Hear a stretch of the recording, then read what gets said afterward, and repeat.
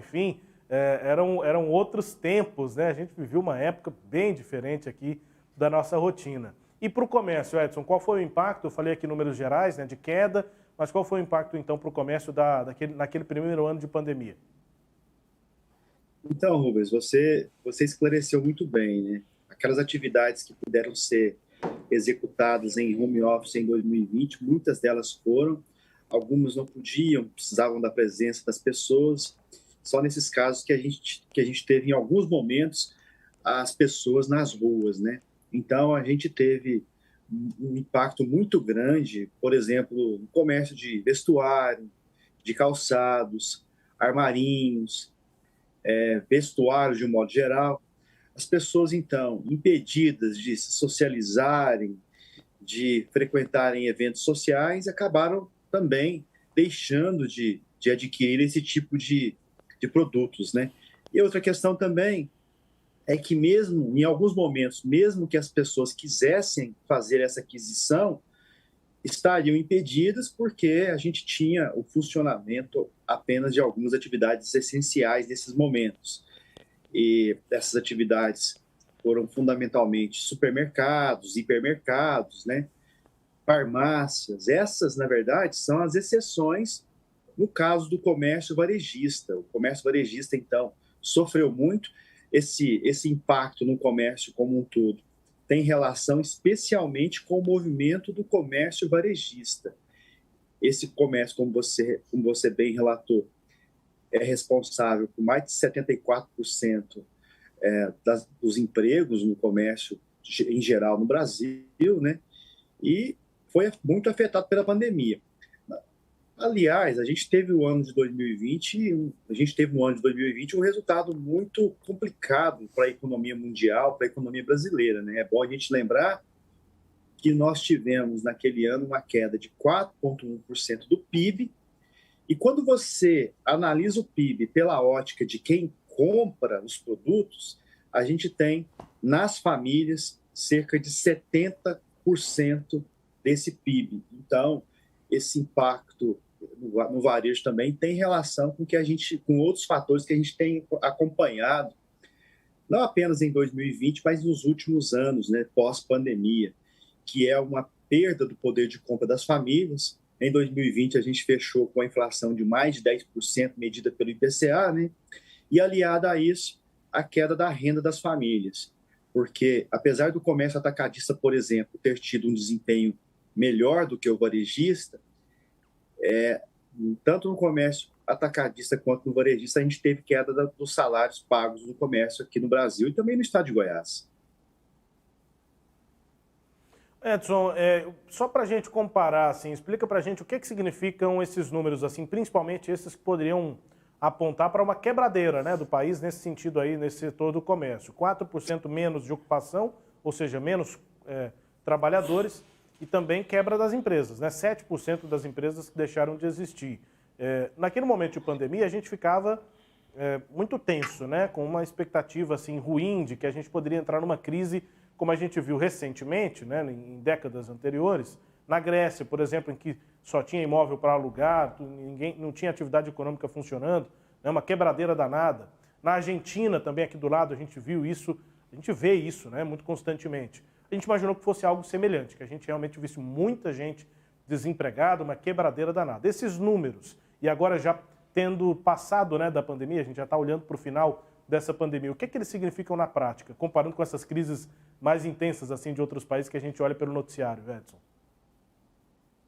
Olha, em 2020 retratam muito bem que nós tivemos algo sem paralelo no Brasil nos últimos anos, né? Na verdade, a gente uma queda de 4,1% do PIB como nós tivemos em 2020, a gente não tinha tido, acho que na verdade essa maior queda da série histórica do PIB do IBGE.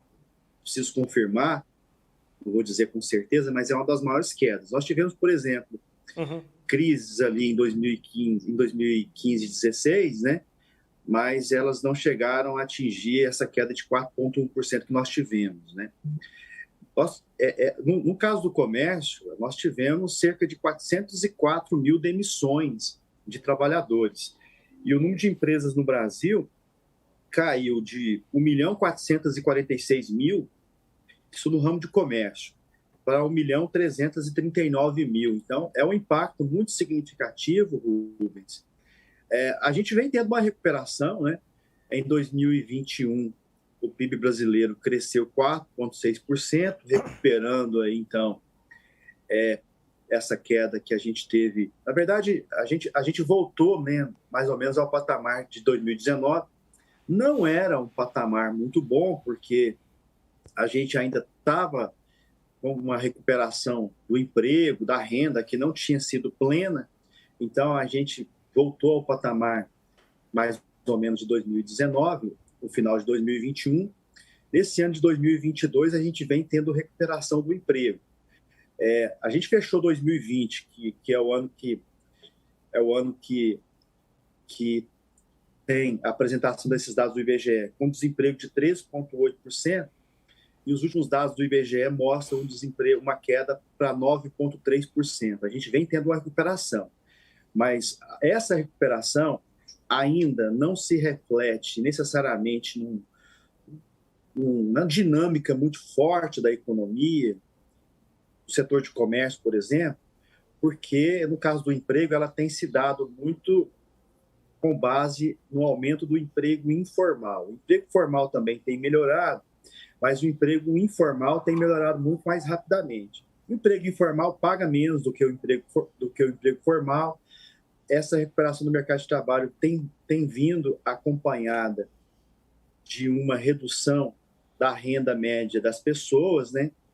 E, além disso, a inflação que eu mencionei que aconteceu em 2020 continua acontecendo. Nós tivemos esses movimentos recentes de queda da inflação causada pela redução dos preços dos combustíveis, da energia, mas os preços dos alimentos, que são mais importantes para as pessoas de baixa renda, continuam pressionados, Rubens.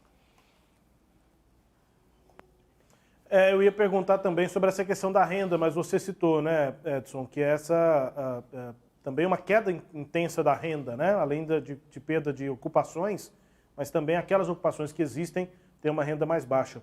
Eu preciso mudar de assunto aqui, Edson, preciso ter uma atualização sua, né, do IBGE em Goiás sobre o censo. Recenseadores estão nas ruas, né, Edson? Sim, Rubens. E ontem nós tivemos um dia muito importante em nível nacional, em nível regional também, porque nós tivemos o dia de mobilização nacional do censo quilombola. Eu ontem estava em Cidade Ocidental, ali no entorno de Brasília, porque lá nós tivemos o lançamento nacional do censo nas comunidades quilombolas. O IBGE fez um trabalho de levantamento dessas comunidades e a gente não tinha dimensão de quão importantes são essas comunidades em nível nacional.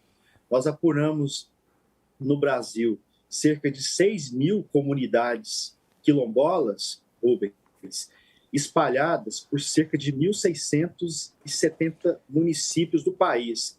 Aqui em Goiás, nós temos 117 comunidades quilombolas em 54 municípios do estado, né? Então, o IBGE vai fazer pela primeira vez na história um levantamento específico dessas comunidades, identificando as suas características, quantificando essas pessoas, verificando suas condições de vida, suas condições de saúde e educação, algo que nunca tinha sido feito na história dos censos do Brasil, Rubens. E agora a gente vai fazer, o que vai possibilitar que políticas públicas específicas e eficazes sejam elaboradas e voltadas para esse público que está sendo levantado agora pela primeira vez pelo censo demográfico. Sem dúvida. Sem dúvida. Censo, então, acontecendo com esse destaque que é muito importante, né? Comunidades que ficam esquecidas, historicamente esquecidas, né?